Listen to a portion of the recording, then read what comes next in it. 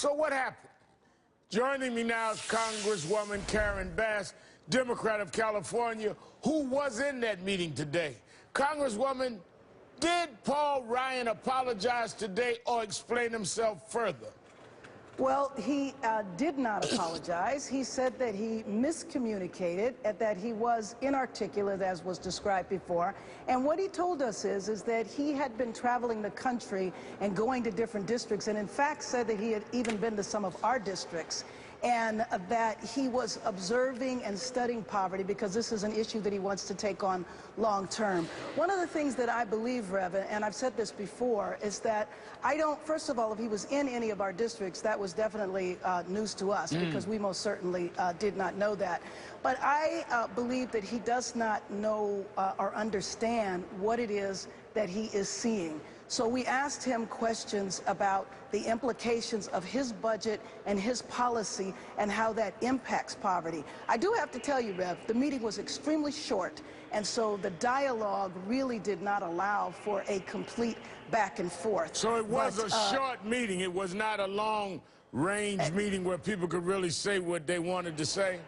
Well, exactly. I mean, people did have an opportunity to say what they wanted to say and to ask him questions, but there was not enough time for a sufficient dialogue, and then it was interrupted by votes. But I think one thing that is very clear is that he has a very specific philosophy, and he said that, and he called it that, and he described what it was, and he even acknowledged that some programs, such as the Earned Income Tax Credit, was a good program, but he believed that the way some of the programs create a disincentive to work. And obviously members of the Congressional Black Caucus disagreed with that. And we have several members who sit on the Budget Committee, and they were asking him very specific budget-related questions, such as why would he cut Pell Grants? Why would he cut food stamps? How does he feel that that, you know, contributes to alleviating poverty? And I don't believe that there was an opportunity to hear a real substantive answer. When it came to Pell Grants, he said he was not calling to cut Pell Grants.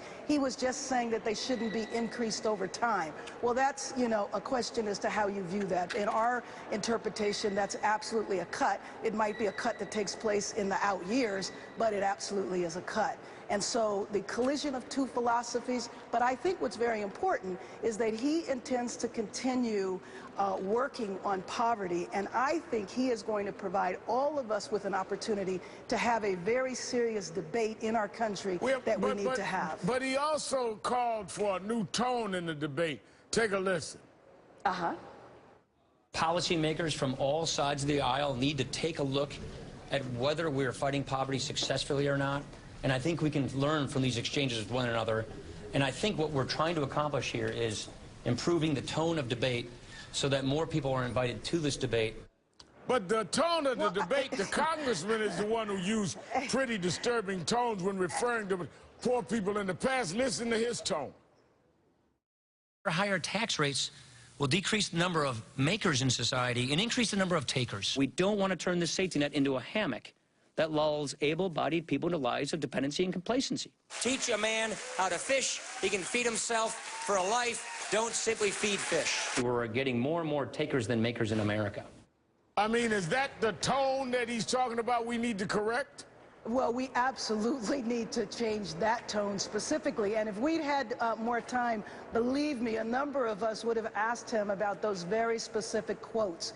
And so I think if he is going to delve into this issue, it provides an opportunity for us to lift a lot of the issues that happen around the country in terms of people really understanding the barriers that people have in society and the policies that contribute to poverty. So if you want to get people off of food stamps, if you want to reduce poverty, I got a solution for you. Raise the minimum wage. It's not rocket science. There's a jobs program that the president put forward a couple of years ago. That's a great opportunity. Yeah. You know, putting people back to work, that's the way you lift people out of poverty. Congresswoman Karen Bass, thank you so much for your time this evening.